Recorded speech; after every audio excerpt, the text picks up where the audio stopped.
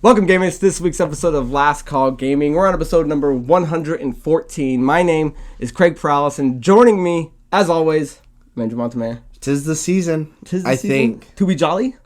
I don't know. It doesn't feel like it because it's so warm out here. It's like 80 degrees today, so it doesn't feel that way, but this beer says otherwise. Yeah, it doesn't feel like Christmas just yet, because usually by now, everywhere you go, everything's decorated, but I don't know. I haven't really been to many places that like even got rid of the goddamn Halloween candy yet, so. I think they barely started putting Christmas stuff up in my work today, and they're still taking down Thanksgiving shit. Do you decorate your house for Christmas? I haven't, and I want to next year. I think D'Angelo wants to set up a tree this year, so I think this year we'll have a little tree and a couple of little ornaments and stuff like that. So I guess you could probably put like a little good spray on some dog shit.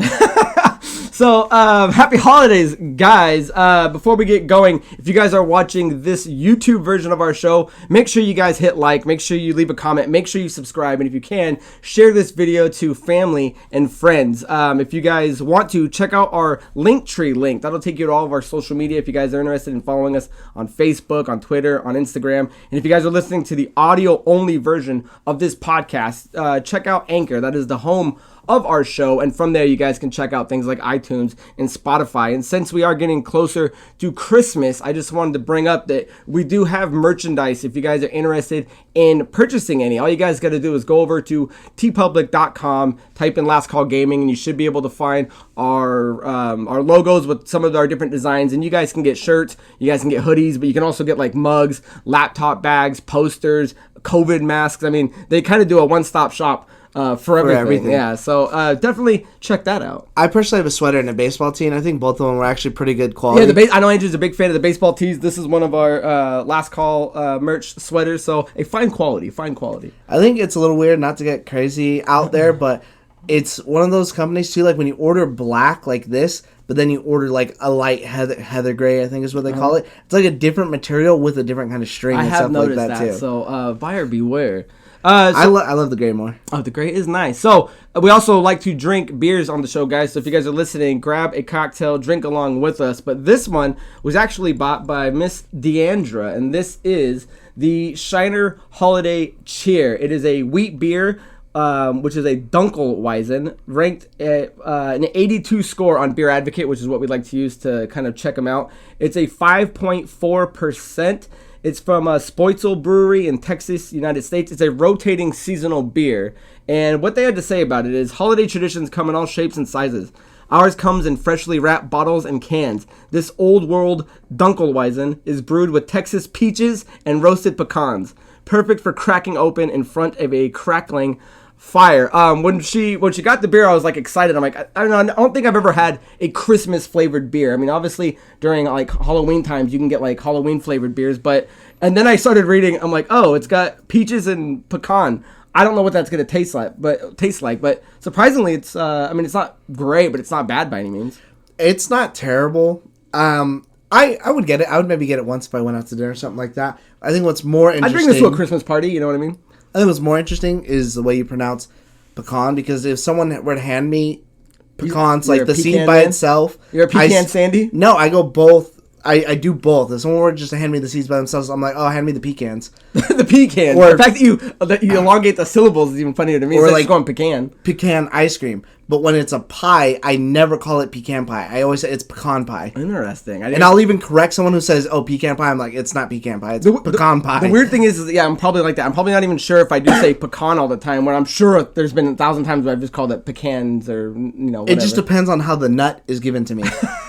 Not the last time you'll ever say that. But with that being done out of the way, guys, before we jump into our main stories, we'd like to get into what are you up to, where Andrew and I take a minute and talk about what we've been playing, what we've been watching, and any trips we may or may not have. I'll go first because mine is far less interesting. Okay, let me have it. I haven't done anything lately at all. All I've been doing is playing lots of Halo, playing my weeklies and getting the challenges. I'm really loving like Halo. Like, I know that I said that before, but even just more, I was like, am I like really going to get bored of this?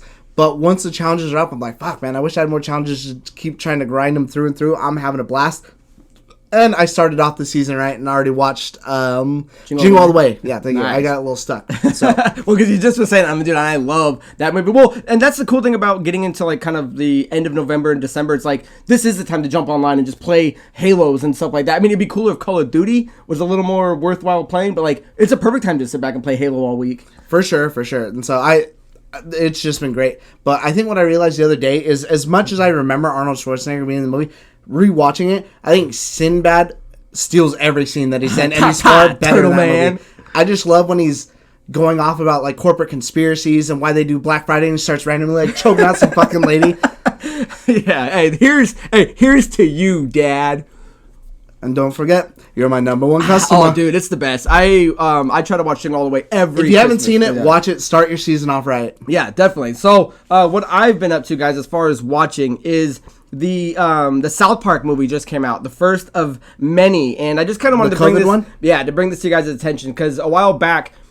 South Park did one of the biggest deals that have ever been done in TV, and Trey Stone and Matt Parker got fat money to make a bunch of new eps, a bunch of movies, and I believe a few spin-off games in the South Park universe. So I just kind of wanted to bring it to you guys' attention. It's only on Paramount Plus right now, yeah. Right? So let me check this out for you guys. So this comes to us from IndieWire. It says, South Park was the talk of Hollywood on August 5th after news broke that series creators Matt Stone and Trey Parker landed a $900 million deal with Viacom CBS to continue the animated show through 2027, bringing the total number of seasons to 30 and create 14 original South Park movies exclusively for the company's Paramount Plus streaming company. When I remember hearing that a while back, I thought it was 2 movies, but 14 is nuts. But then I started thinking about it because once you watch the COVID one that's on Paramount Plus, they're kind of just like big long episodes, and I've seen a lot and of they can jam out episodes in a week. So I mean, once I started thinking about it, I'm like, 14 is probably not too bad if they're literally just kind of big long episodes, which is what everyone likes to see. But dude, the movie is pretty hilarious. I mean, you can watch the trailer, so I don't think it's spoiling anything, but it takes place like COVID's been around for years, like 40 years, and all the kids now are grown up. Yeah. So you kind of get to see them all as adults, and I got to tell you, without spoiling anything, is, dude, what happens to Cartman in my mind is the funniest thing that I think I've seen in South Park in a really long time. So if you guys have Paramount Plus, definitely go check that out. But what do you think about how much they have to do? Do you think 14's wild? Do you think 30 seasons is crazy?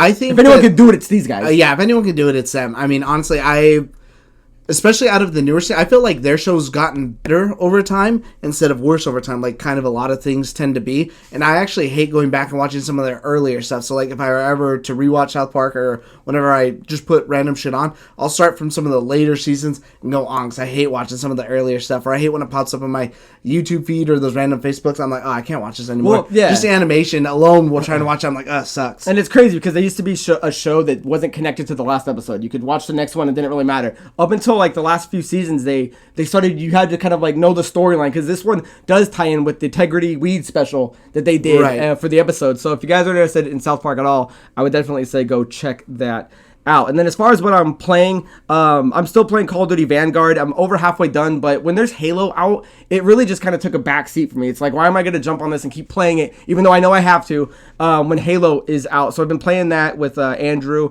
and Dante a lot. And then I know I mentioned it on the last episode, but I finally finished It Takes Two, which is the game from Hazelight, which is up for Game of the Year. And this game is awesome. If you guys aren't familiar with it, essentially it's this daughter whose parents are going through divorce, and she really just kind of wants them to stay friends, and she kind of makes this wish that they could, and it warps them down into these two little dolls, and this book of love comes to life and kind of forces them to rekindle their friendship through these crazy adventures. And the cool thing is you need a second player to play it. And not only is every level fun to play and it has a really cool dynamic to it, but it's actually really well written. I don't know if you plan on playing it with like CC down the line, but I'd be curious to see somebody playing it with like their other half, because I played it with my brother and it was just kind of a lot of fun to see it. So if you guys are interested, we're on the verge of divorce, and then this game's going to bring us back together. I'll bring you back from the brink of destruction. But that is what I've been playing, and 100% of it, great game, has my vote. It changed me from Ratchet and Clank Game of the Year to being It Takes Two. Fantastic game. So with that being said, guys, leave down below what you've been watching, what you've been playing, and if you guys got any cool trips or anything like that planned. So our first story, guys, is that Halo Infinite has come out, and it's now kind of being taken over by hackers. If you guys remember, the multiplayer beta came out on November 15th, and the official game is coming out on December 8th. And when this thing launched, it came out with high praise. A lot of people were saying, this is finally the return to form, and it has amazing gameplay. And I mean, 9s and 10s. Yeah, think about that. Not good gameplay, not great gameplay, amazing gameplay. Like, everyone's saying this is the best shooter right now. But Andrew and I kind of a couple episodes back, we're talking about some of the issues, and some of the big ones were, that they had slow progression, but that has nothing to do with the gameplay. The other thing was that you couldn't turn off select game modes. You can't, if you've got to do, 3 oddball challenges, like Andrew's trying to do his weekly challenges, you're forced to do all these other games, and you could do stuck in, Power Seed or Capture the Flag. So the fact that you couldn't set an option to play certain modes, that was kind of, disheartening. The third big one was that you can't turn off the crossplay feature, which means that you're stuck playing with PC, mouse, and keyboard, and console with a controller. And just already looking at that, it already has an advantage just in terms of playing with a mouse and keyboard versus a controller, because there's just a big difference between people that can play with their whole left hand mapping keys and then using their mouse to fully kind of move around how they're going to shoot versus a controller, which is 2 thumbsticks and a couple fingers for a couple buttons. So they already had a big advantage. But one of the things that PC can naturally do is it can do hacks, and it can do mods, and it can do tweaks, and that's where we're slowly kind of seeing what is happening. But the sad thing is that when this launched, they didn't give you an option to turn any of this off. And I'm curious, and I want to know your thoughts on this. I'm wondering if this was either one of two things. They didn't know and didn't understand that let's give them a game where they can't select their modes and they can't turn off something. So at this point, it's not an option. They're forcing you to play that way. And on the other hand, I was kind of speculating I wonder if they almost did it on purpose, because since November 15th to December 8th, Halo has been the topic of conversation every week, whether it was it was the battle pass, whether it was the cosmetics. Now we're getting into the hacks and things like that. But the big kind of hacks that are happening is that there's the headshot focus, and that people are able to start seeing through walls. Was there any other hack that you saw that was going around? Or, what did you see out of all this? I've only seen those two, and I've only seen it online. I've not ran into anybody doing it, not that I think. And that's the harder thing about Halo, is that there's no kill cam. So when you're killed by somebody like that, there's not really a way for them to tell. Like, you could have a good headset and you can hear people coming. You can't tell that they have walls. You really just have to go back and watch a theater mode. And I think that was another thing that I heard, is that's a big tell, is that some of those people who have cheats, I don't know if it's something you can turn off yourself, or it only turns it off for you, or if it's part of the cheat program or whatever,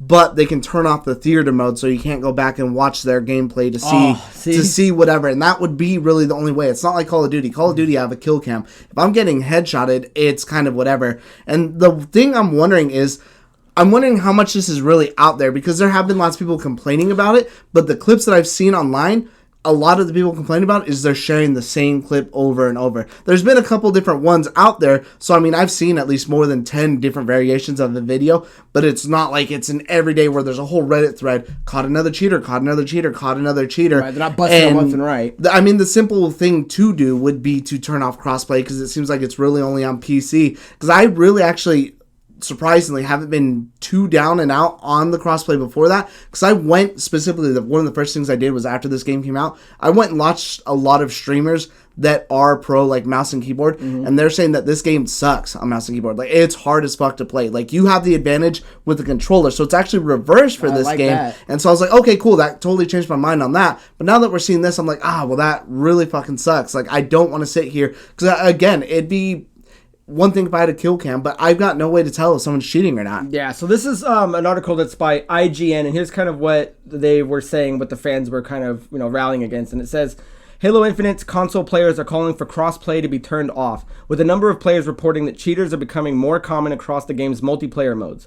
Over on the Halo subreddit, a number of players have commented on the current state of cheating in Halo Infinite's multiplayer mode, which appears to have rapidly become a problem since its release on November 15th.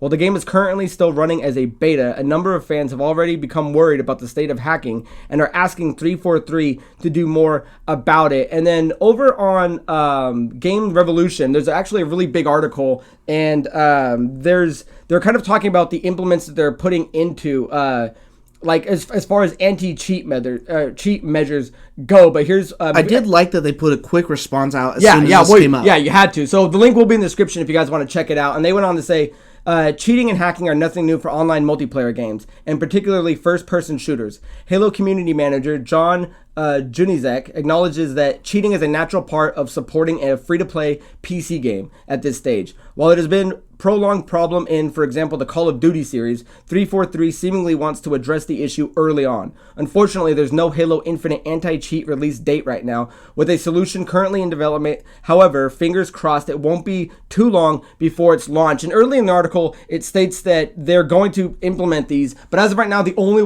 thing you can do as a fan playing is they have a report the banner, and all you can do right now is report who it is, right? And they'll look into it. But I mean, I'm not too familiar with things like this. I know you play a tons of Call of Duty. What exactly can anti-cheat measures do? What are they? Is it just as simple as detecting anybody that has like a program running? Well, there's, from what they said, is it's going to be able to detect if anyone's running anything in the back. There's different kinds of things to do, and that, again, they haven't gone into detail if it's going to be some sort of kernel driver or if there's some sort of detection. So I'll break it down the way Call of Duty is doing it. Excellent. Because Call of Duty right now doesn't have anything in there except for people reporting them, and then there are people who go actively and maybe look, okay, this guy's got a 62 KD. He's obviously a cheater, whatever. But for their new anti-cheat, the only thing they haven't showed anything for how they're going to fix walls. But as far as how they're going to fix people with aimbot, is they have targets set around the map, and it's almost shaped like a human. It looks pretty much like a dummy. It's got weird numbers on it, and I've seen it in videos, but I don't know if you're playing the game you can see it standing there, or if it's something only a hacker will end up locking onto. And what it does is, if you're a hacker and you're locking onto this thing that normally people wouldn't lock onto, and you're shooting it more than one time, that's going to flag your account, because the aimbot can't tell the difference now between if this is a real person getting hit or if it's just some guy running around getting hit. Interesting. But in Halo, when he was talking about it, he said, we're more than looking at it as just one way. We're not just looking at, okay, we're only going to stop aimbot. We're looking at various features to stop cheaters from all kinds of different angles. So I thought that was a cool response, that it's fast. This game is in beta, so who knows, maybe that's something that will be launch day or there shortly after. As far as it's gone, I can't play more than 2 games at a time of Call of Duty without running into a cheater, and this has been going on for at least half a year. It got really bad in the summer, and then they kind of fixed it a little bit, and then it just got worse again. So this has been going on for months and months and months, maybe even almost the full year. But it's really bad lately, to whereas I'm glad now, even though this is the most popular game, I don't think that I ran into a single person like that. Well, and again, I mean, it's in our minds, I guess the simple fix is turn off crossplay. Let me have the option. And again, I would turn it off for now until they fix the issue. This game comes out in a week. So, I mean, in a week, if a week comes by and the game launches and they just turn that off, easy fix for us console players. I mean, PC, that's the world you live in. It's the Wild West. I mean, that's the stuff you're going to deal with. And then let those those anti-cheat measures kind of, govern that, ecosystem. But as far as us on console, I mean, if you guys want to check out some of those videos, and maybe we have one or two playing, I mean, it just sucks when someone's on an AR across the way, headscoping you and dying. And it sucks because Halo's launching to such good fan praise that, it took them 2 weeks to start doing this, and it would suck if it turned into a Call of Duty situation. I hope not. That's been going on for 6 months, but then they can't really quite figure out just yet. Halo, and again, it's a simple thing: turn off PC, because you don't really hack consoles. I mean, there are people that can do it, but that's such a small percentage versus the number of people that can do it on PC that I don't think it would even be a problem. And I don't know. I mean, outside of the easy fix of that, I don't know, what else you can really do. Just separate them, and then I feel like that's it. Temporary for the time being, and then I'm sure they'll put out something. There's got to be some sort of way for them to be able to detect that sort of thing, whether that be a driver that downloads in the background that's supposed to detect if you're running any sort of alt software or something like that. I mean, who knows what they'll do? Well, I mean, we'll just have to wait and see. Yeah, it's unfortunate, but at the time, it is what it is. I don't think I've seen too many. Me and Dante were playing the other day, and it did kind of feel like sometimes you just run into somebody, and with an AR, you're dead in a second. Because the AR is a weapon that up front, even if you're doing headshots, does take more than 2 seconds to kill you, and I felt like there was a couple times maybe where it was just, I just saw this guy and I'm dead. But I'm not going to put apples into that basket. maybe I was just being paranoid, but it is existing and it is a problem. If any of you guys have ran into that, I'd be super curious to know any funny stories or anything like that may have ruined your day. I will say I do check the scoreboard too, so I mean that's kind of maybe another way if I feel like, okay, whatever, this guy like fucking completely jacked me up and there's no way he should have, I'll check the scoreboard and they'll be like way negative and I'm like, okay, even if you're cheating, you're bad, so it doesn't affect me. So I haven't really seen anybody like go off, or they're like 102. Yeah, because I can hit around high 10s and like 20s. Andrew, I know, can do high 20s, 30s. I don't think I've seen anyone like be 45 and 3. You know what I mean? So that's not in a vehicle that I noticed. Man, this dude will not get out of the tank. Or something like that. I haven't seen somebody just murk and take all the kills. So I don't know. It is happening. It should be an easy fix. And over the next week or so, once this game launches, we'll kind of see what their measures are to stop all this. So anything else on that you want to add? No. Alrighty, guys. So the next thing we want to move into is that the Game Awards are right around the corner. They're happening on December 9th. And it is something Andrew and I have been to. We really like the Game Awards, and they give I wish we can go again. That'd be great. That'd be fantastic. They give out a lot of awards for different things. And I just want to point out before we get any further is that the Game Awards isn't probably the best thing to look at in terms of the praise for the game. It's voted by a particular body of people. It's not really voted on by people that work on games like the Academy Awards. You know, it's voted on by people that work the lights, work the camera, that are the actors.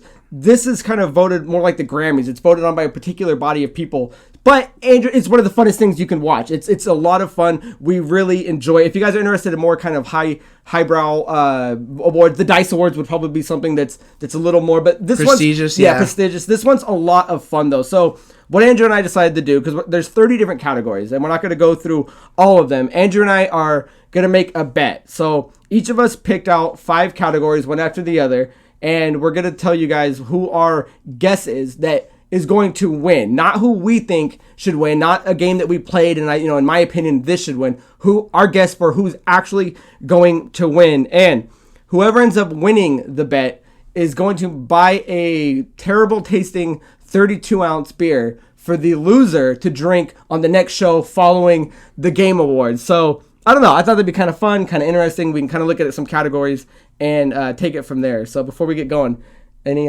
final words? Yeah, I do want to say before we start this, they do have something. I don't know if it's going to be an award or what it is, but they have something called the People's Voice where they're voting on, like, I would assume it's what they think is the best game, funnest game, whatever. And the number one right now is actually Halo Infinite, followed, I think it's just ahead by like 2-3%. Like it's just ahead of Resident Evil Village. Ooh. But it's nice to see Halo Infinite, which was obviously is going to be out too late to make the awards, to at least be brought up in some sort of capacity. Yeah, excellent. So I'm going to start with mine. So the first category that I picked was the best art direction. And this says for outstanding creative and or technical achievement in artistic design and animation. And you've got, for the nominees, The Artful Escape, Deathloop, Kena Bridge of Spirits, Psychonauts 2, Ratchet and Clank Rift Apart. Now, again, this isn't who I think should win. This is who I think they're going to pick. And my first vote is that I think Kena Bridge of Spirits is going to win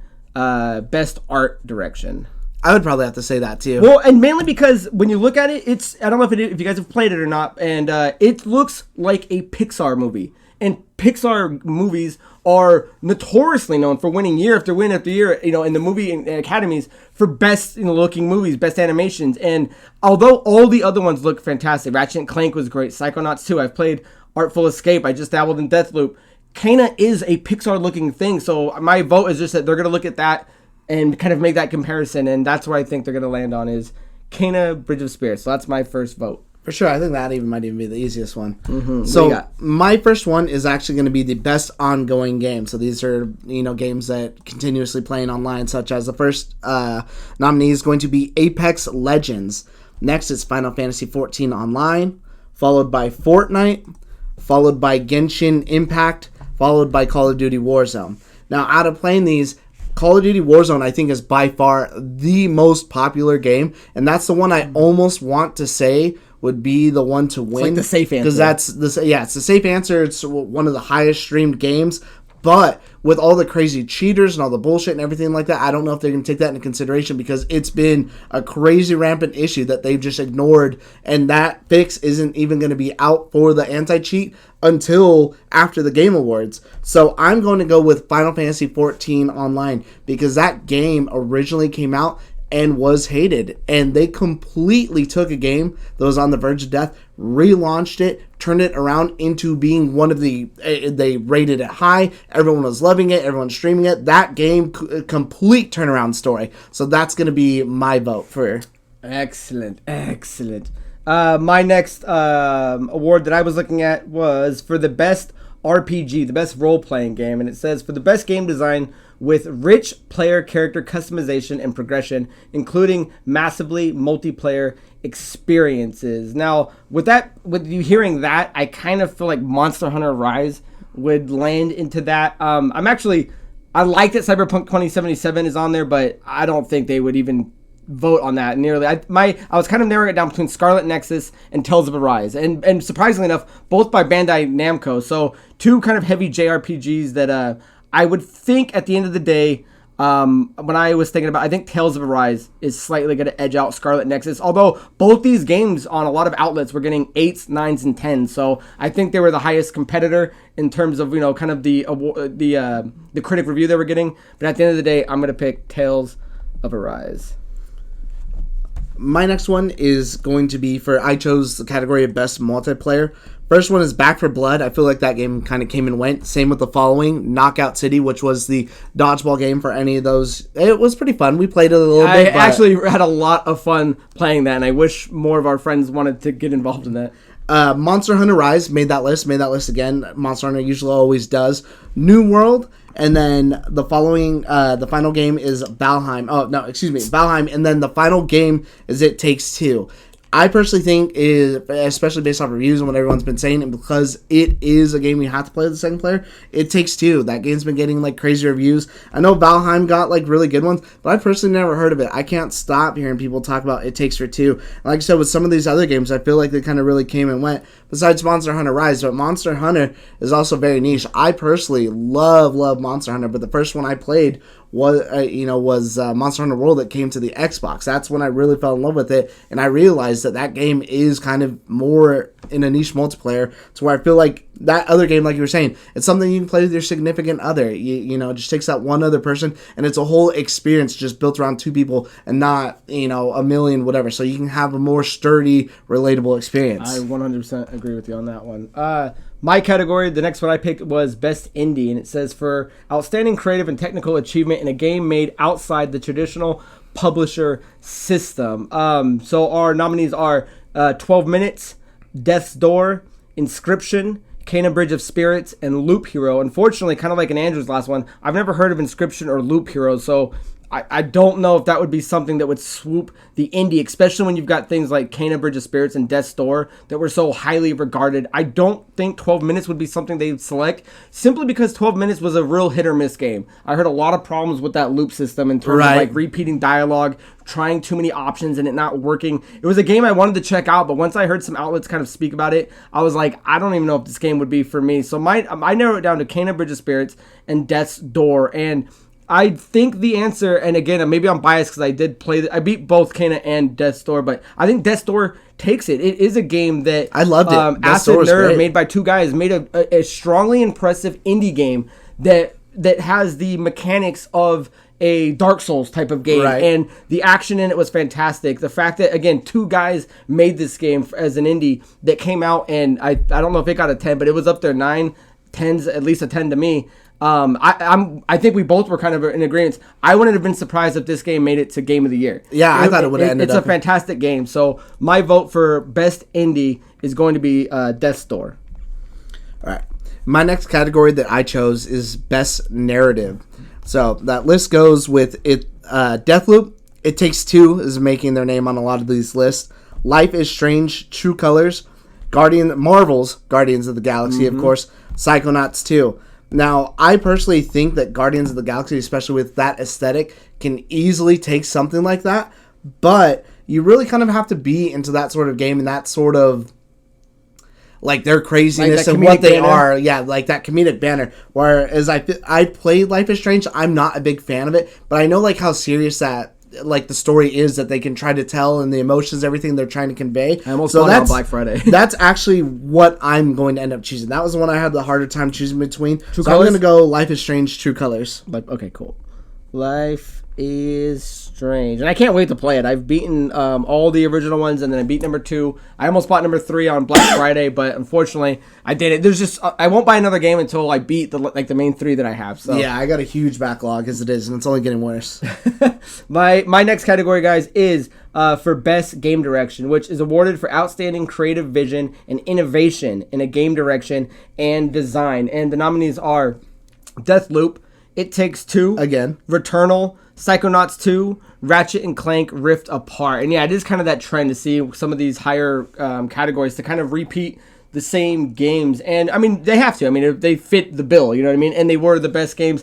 The best direction in terms of innovation in a game direction and design, I want to say It Takes Two, because there aren't many games that do that. But unfortunately, like I said, with the body that's voting, I think Deathloop's that's why I have to go. It was between, for me, Deathloop and Returnal. And I think because Returnal isn't in a lot of other categories, I think this is going to be the one that it kind of gets an award for. And that's just, again, that's my thinking of how the body's voting, not what I'm doing. So my vote for that particular category for direction is going to be Returnal. So my next one is Best Performance. And I really like this one. I kind of wanted that one, but I'm going to butcher some of these names, so I'm sorry. So first up, it's Erica Mori playing Alex Chen in Life is Strange True Colors. Giancarlo Esposito as Anton Castillo in Far Cry 6. Jason Kelly as Colt Vaughn in Deathloop. Maggie Robertson as Lady Dimitrescu from Resident Evil Village. Ooh, a little flavor. Ozioma Akagaha. I'm sorry, that one's, I know, the worst one. I couldn't get her. Juliana Blake in Deathloop. So it's interesting to see 2 Deathloop nominations on here, but I don't remember too many people talking about Deathloop for its story. It was mostly just about its gameplay. I know Giancarlo Esposito is great as an actor, but I don't remember him being in that game enough. I'm personally just going to take Maggie Robertson as Lady Dimitrescu. I might be biased because I love that game. She was my favorite character out of that game. But also, once she was announced, once she was shown, once that game came out, everyone wanted nothing but more and more and more. She sold that game. Yeah, she became a huge hit. That game pretty much sold on the back of her. Yeah, I really thought the game was going to be more about her, and I absolutely love her character, her design. And even after beating the game, all you ever see in the comments and anything related to her is, can we get like a DLC, but like a prequel showing how she came to be and how she got into power and whatever. And I'm all about that. So that's the thing that she blew up everywhere. That's the bet I'm gonna go with. What's her name? Lady Dimitrescu. No, the performer. Oh, Maggie Robertson. Okay, Maggie Robertson. Beautiful girl. And then my final category, guys, is Best Action Adventure. And this is for the Best Action Adventure game combining combat with traversal and puzzle solving. And when I finally kind of took that in, I was like, okay, traversal, puzzle solving. In my mind, there's only really one answer, and it's Psychonauts 2. No way. The traversal that you do in that game, it consistently changes depending on which world you're going through. So instead of being one consistent thing, like maybe an 8 Village navigating, or like a Guardians of the Galaxy, Psychonauts 2 did something different in every level of it, and it's constant puzzle solving, where a lot of these other games have some puzzle solving. This thing, like every level, there's multiple different things. So if the body is voting on what it's saying the category should be defined by, or at least meet the criteria, then I would say Psychonauts 2. They all have it. I think this one has it in spades. So my vote for that would be Psychonauts 2, but Andrew looks like he extremely disagrees. Nah, I would have taken Metroid Dread over it. And maybe it's because I played Metroid Dread that once you get into that traversal and figuring out those puzzles and all the crazy shit. But isn't the traversal the same? I mean, it's just 2D platform. What changes in terms of running sideways and... Well, once you get like a flying mechanic, and then there's like, you're also doing like underwater, there's even still rolling and trying to like bounce your guy up at the right time because there's certain explosions. Like I said, no, it's fair. All kinds of crazy stuff. All of them have the gusto to get it. In my mind, Psychonauts 2 is going to be the one that kind of... I also didn't play it though, so maybe that's why we're having that vice versa. Yeah, so my final one is Psychonauts 2, and what is your final category? My final one, and I want you to answer first before I give mine. So the final category I chose was most anticipated, and now again, this is another one that could have gone any sort of way because I could see all of these in here, and so I don't know if I'm really choosing from the heart or if I'm choosing from what I've seen. But the first game up is Elden Ring from Software. Next is God of War Ragnarok, obviously Sony Santa Monica. Horizon Forbidden West from Guerrilla Games. The one I don't agree with that's on here is it just says Breath of the Wild sequel from Nintendo. Whether that's going to drop or not is irrelevant because nobody knows whatever for next year. I think if you're going to be on this list, you have to have a name out for your game. You can't just because you can't just put next Resident Evil next year that's guaranteed to come out the next title TBA Call of Duty to be announced. Call of Duty 2022.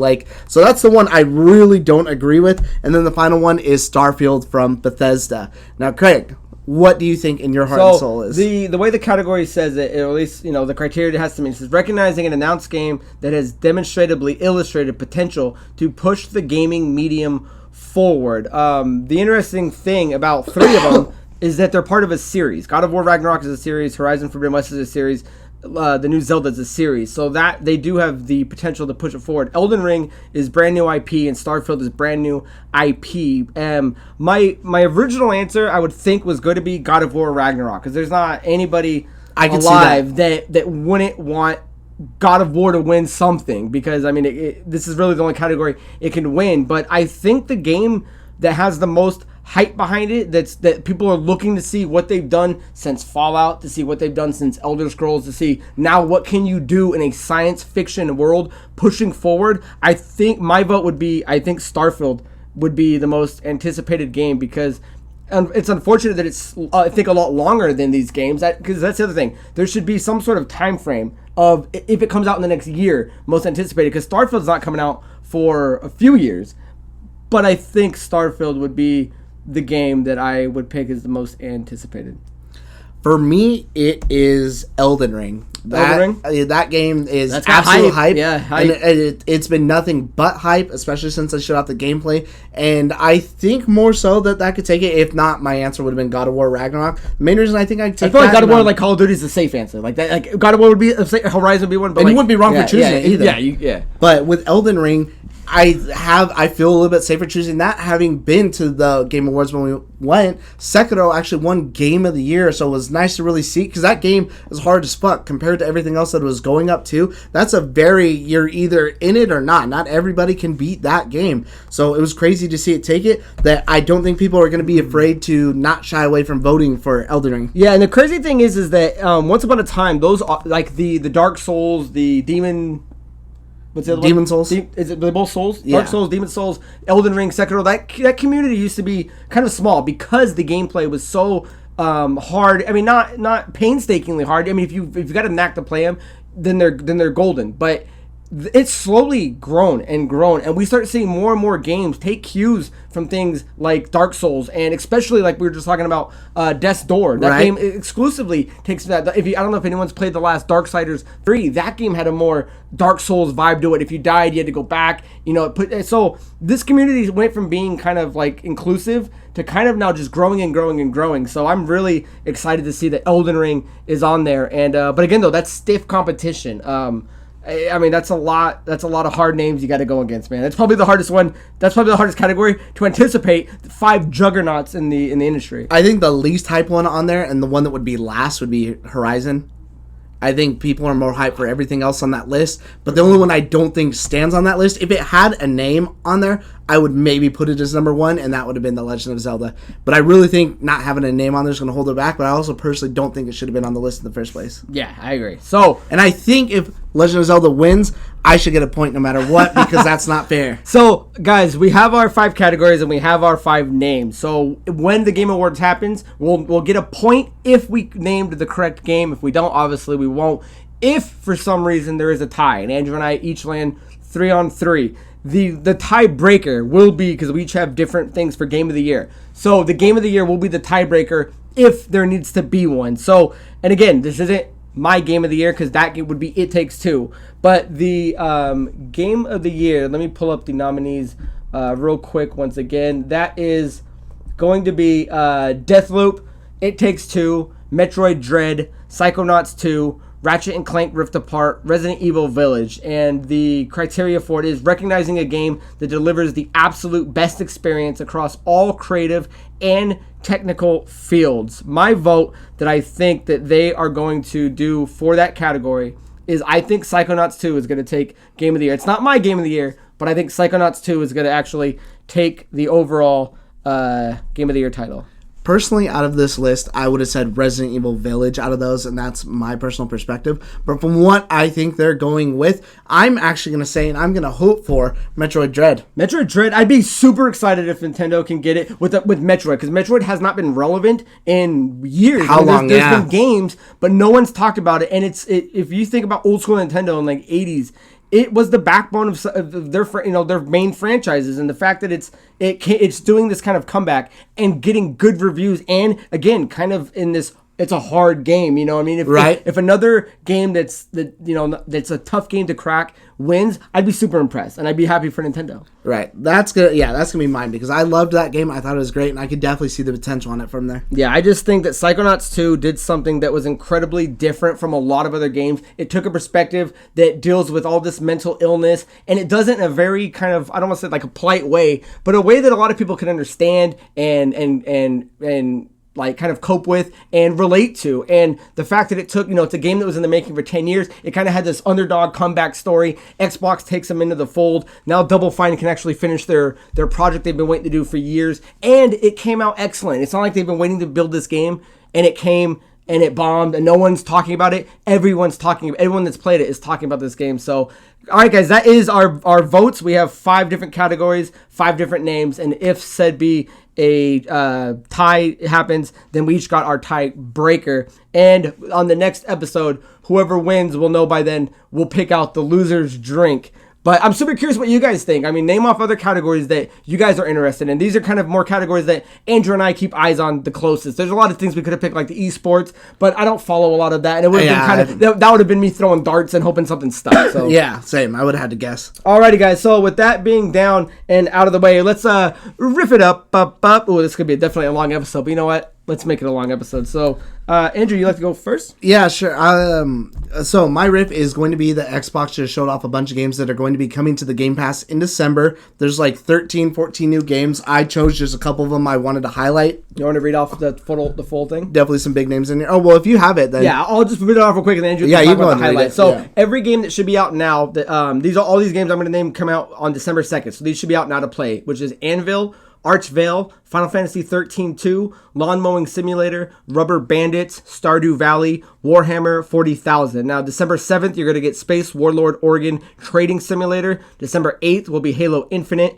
December 9th will be One Piece Pirate Warriors 4. December 14th will be Among Us. December 14th will also be Aliens Fireteam Elite. And then the Gunk comes out on December 16th. And I love that these are all early games and nothing's like the 25th, the 26th, the 27th. Right. So. No, it's pretty nice. And there's some big games on here. So, I mean, I highlighted a couple, but I'll do even least. I mean, more importantly, Stardew Valley, that game's like a critical darling. I'm personally not into something like that. I don't have the time for something like that. But that's a huge, huge game. I was actually just showing Craig Anvil. I've never heard of it. Never even heard of it until Andrew brought it up today. I never heard of it either. But after playing like The Ascent, I know he beat The Ascent. He just finished Diablo. It looks like a mix of like Diablo kind of with like Destiny. The art style, extremely the direction Destiny it goes. Related, yes. Like it looked really good. And it's a Square Enix game too. So that one looks super dope. And that was one I was like, I don't even know what this is. Let me check it out. I was like, damn, I'm definitely going to try that. I'm not a big fan of the Final Fantasy 13 series, but it's on there for you. I tried to. I liked it more than one.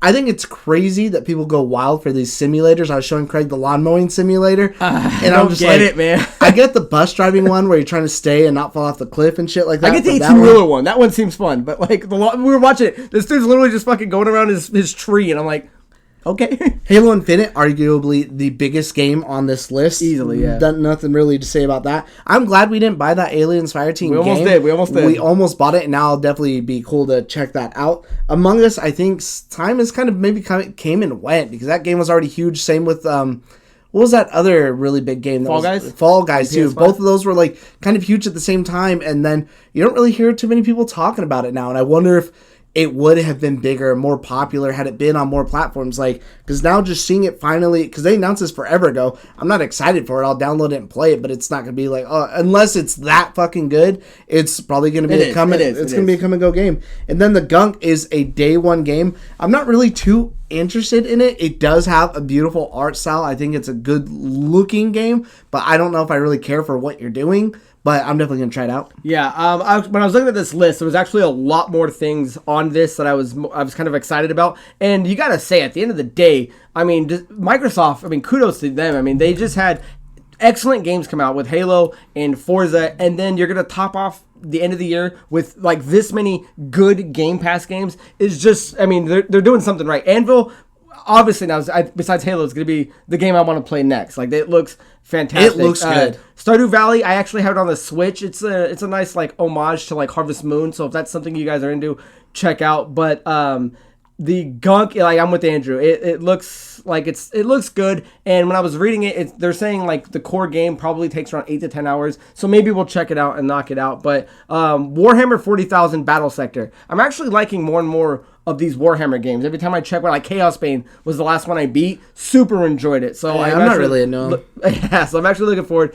to checking that one out. So guys, if you have the Game Pass, let us know out of that option, out of that list of options, what game you're looking forward to the most. So my riff is going to be that PlayStation is finally getting ready to launch the Game Pass competitor, and this is expected to launch next spring for the PS4 and the PS5. And I'm going to read a quick thing from the Video Game Chronicle, and it says, let me put it in context. It's going to launch with several different tiers of its service, which I think they're codenaming the Spartacus. This is all leaks, which is a really cool name. I love it. So they go on to say, the first would include existing PlayStation Plus benefits such as online play and free monthly titles. The second would offer a large catalog of games similar to Microsoft's Game Pass service. The third tier would add extended demos, game streaming, and a library of classic PS1, PS2, PS3, and PSP games.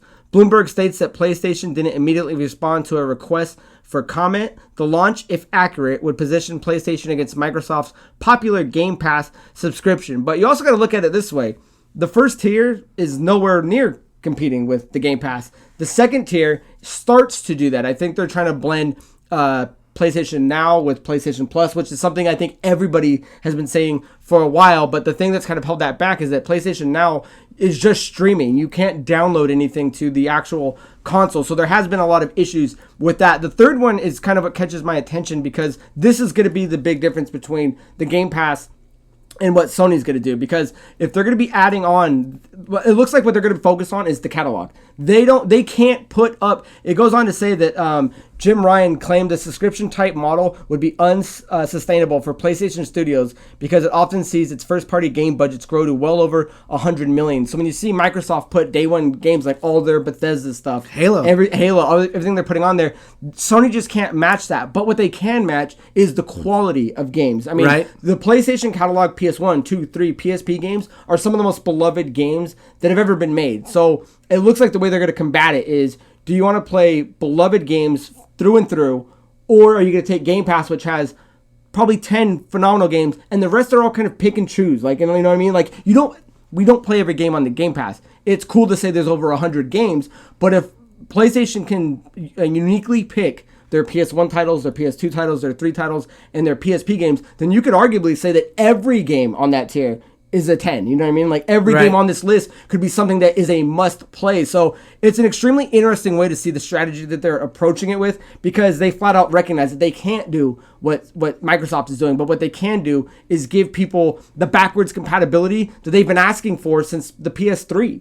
I think the biggest difference too, and again, this is all just like speculation and like leak stuff that's supposed to come out, is that it says that it's going to be online only. So you're only going to be able to stream, versus with the Xbox Game Pass, you can download all the games. So if you have a shitty internet connection or something, this still might not be for you. Which has always been their Achilles heel. It's just that they can't, no one can do it the way Microsoft does it. Even Nintendo is weaker than Sony. I mean, no one can quite do it the way Microsoft can, which is why the cloud gaming sets them apart from a lot of these other companies. But extremely interesting, and I think this is something we've all been kind of speculating that they not only should do, but I think have to do, just so people feel they're getting a bang for their buck. That'll be an interesting conversation if they can, like, let's say they have their streaming and you can't get like a solid game running that's on like a PS2, PS3, PS4, whatever, and it's choppy, whatever, it's not running right and the streaming quality isn't good, whereas you can fucking stream Halo to your phone. Dude, it's and wild. Running with minimal issues. Yeah, so leave you guys' thoughts down below of what you think about Sony's Spartacus for the PlayStation's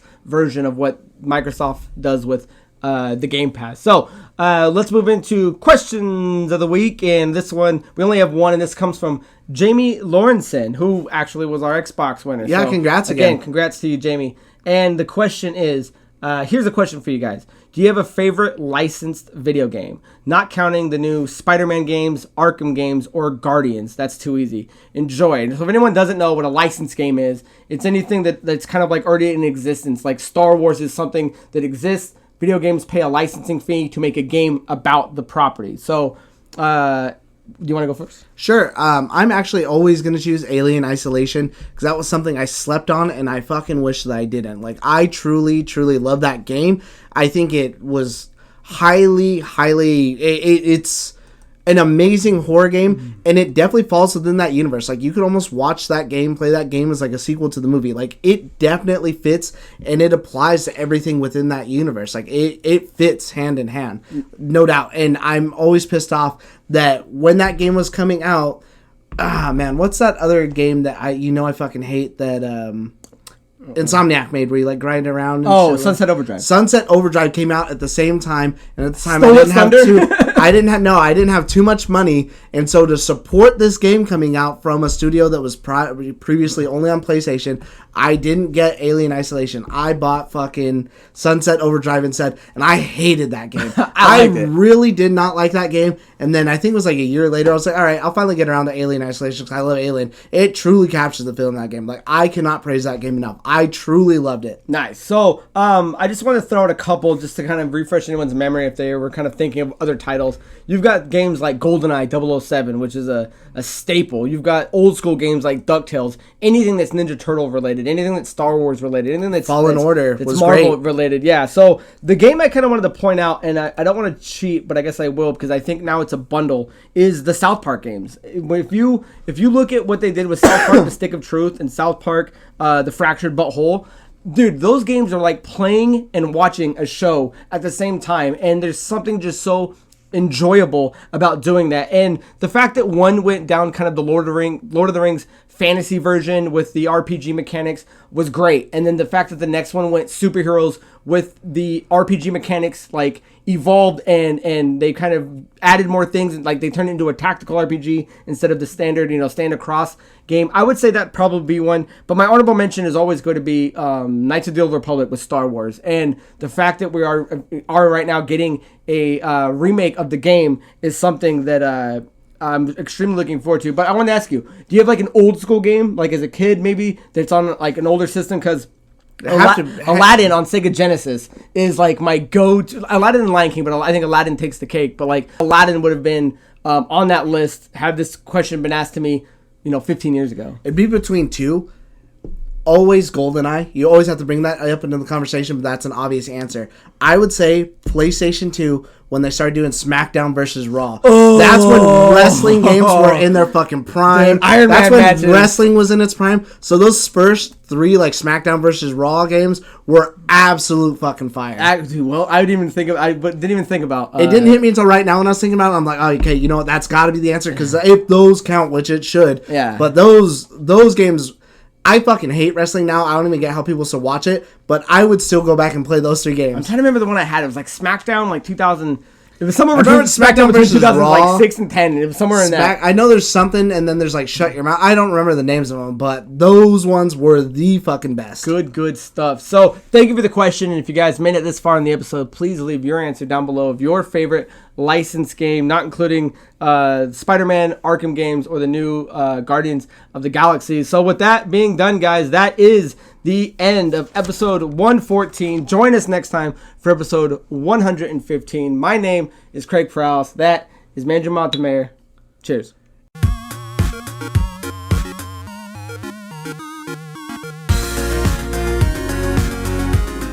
I was going to ask you, what is there a certain beer that you wouldn't want to get if you lost, or is that feeding whoever loses the ammunition to get them said beer if they're the ones that get it for you? I think that's gonna feed them the ammunition, because if you tell me this beer's dog shit and I see a big 32 of it, I'm for sure gonna. What about I hate drinking Bud Light. I hate drinking Bud Light 32s. Yeah, I think I really can't stand a skunk rolling rock. I think you got a King Cobra in your future if you lose. if you lose. And I'm gonna pour it into a beer bong, and then you gotta beer bong it too. Didn't we do an? Did we do? No, we did a 40s on the 40th episode. Yeah. We did 40s, but it wasn't at the Cobra. I think. Well, did we pick one? Maybe I did a Cobra and you did like a Mickey's or something. I don't remember. All I know is we chose a purposely bad beer, but I remember going to Denny's that night too and finishing drinking it. Oh, I don't really remember too much else about that night. Oh, so are you confident in your overall picks? All right, well, let me ask you that. Well, I'm sure you're confident. Do you think yours are better than mine? Probably not. There's